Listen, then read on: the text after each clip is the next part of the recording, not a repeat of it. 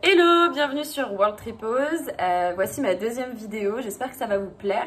Je la fais depuis mon hostel à Ericeira, donc voilà, typiquement une chambre d'hostel plutôt en Europe parce qu'en Asie c'est pas trop comme ça, c'est beaucoup plus industrialisé dans le sens où ça fait beaucoup plus hôtel.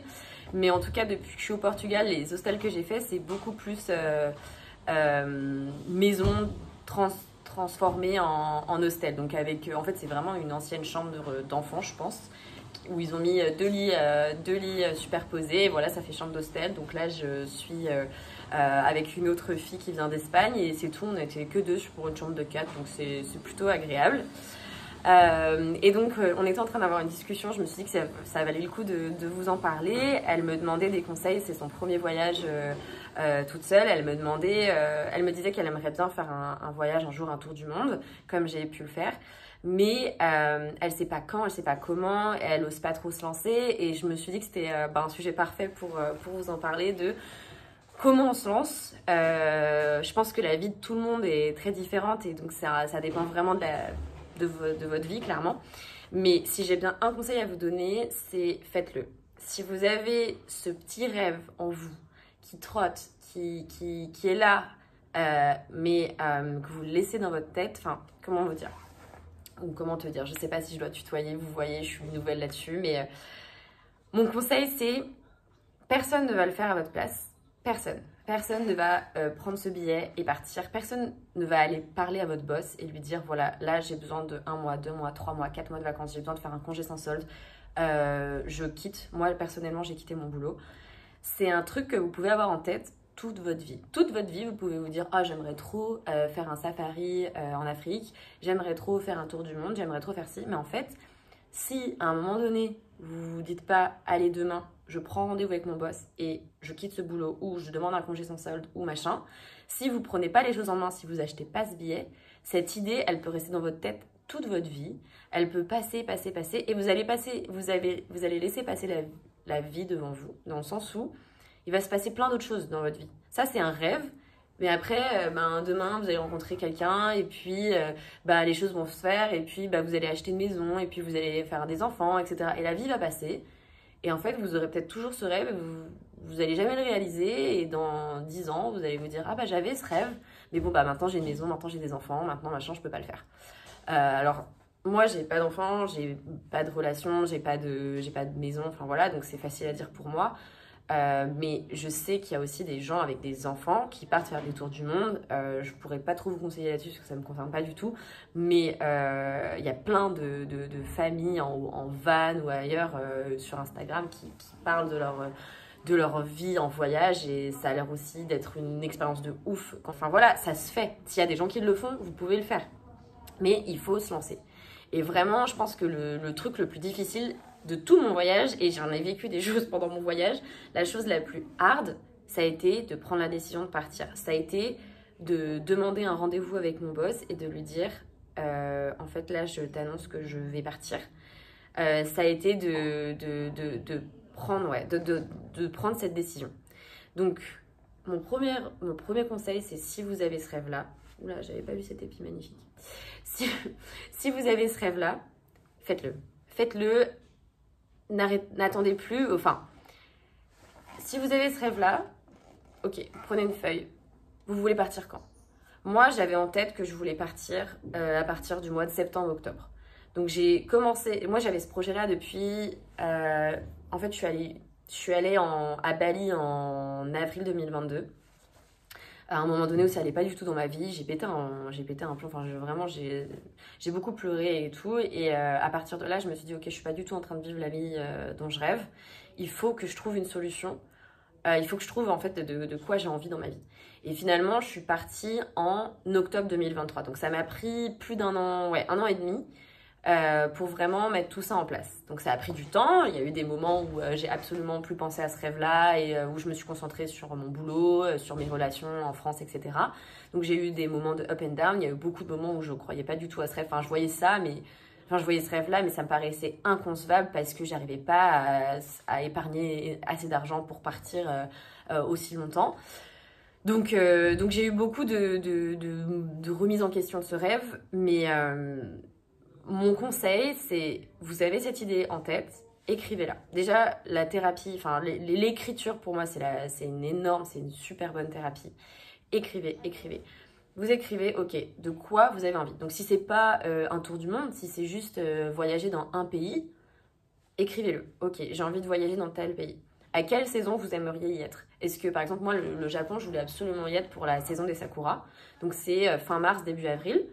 Ok, je veux y être pour telle date. Ok, on est à combien de temps de cette date-là? Combien d'argent il vous faut? Donc ça va dépendre du pays où vous allez, ça va dépendre du temps de durée que vous voulez faire. Mais il y a plein d'informations sur Internet. Et après, encore une fois, vous pouvez aussi me contacter et on peut en discuter. On peut regarder combien il faudrait que vous puissiez avoir avec vous, l'itinéraire qu'il vous faut. Enfin ça, je suis hyper disponible pour échanger avec vous. Mais voilà, une fois que vous avez en tête, ok, je veux partir dans 6 mois et il me faut 2000 euros. Ok, qu'est-ce que j'ai comme possibilité à partir de maintenant pour épargner 2000 euros? Ça peut être sur le salaire, ça peut être, je sais pas, faire des extras, faire des boulots en ligne.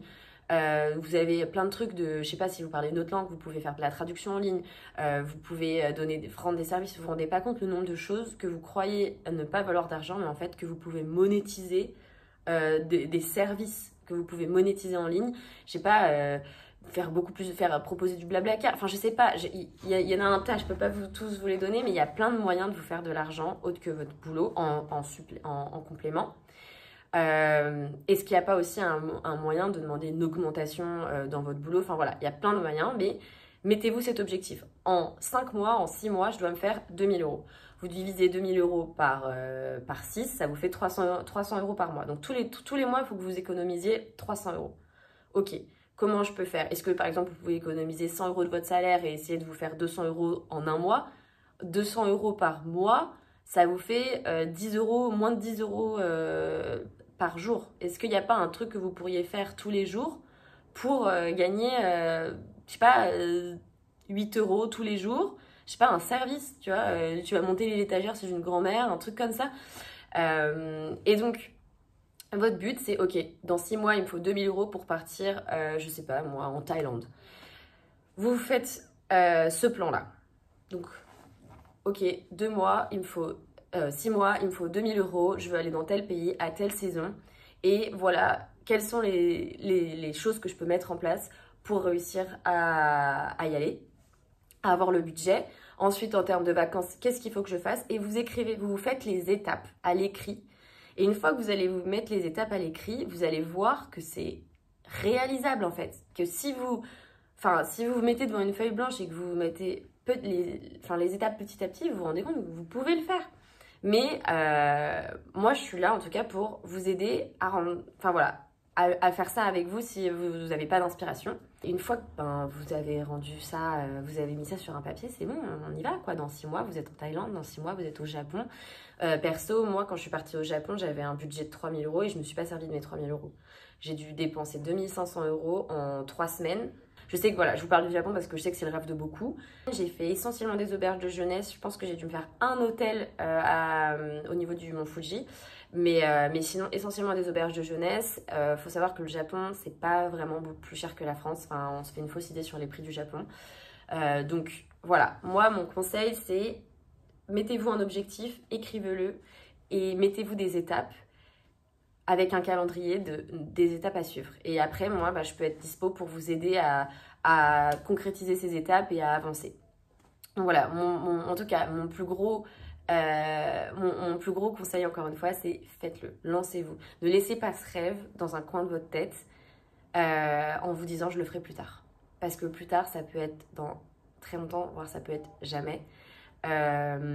Faites-le, allez-y maintenant. Moi, je me dis toujours, ma vingtaine, je la vivrai qu'une fois dans ma vie. Alors certes, je suis pas en train d'économiser pour acheter ou pour autre chose.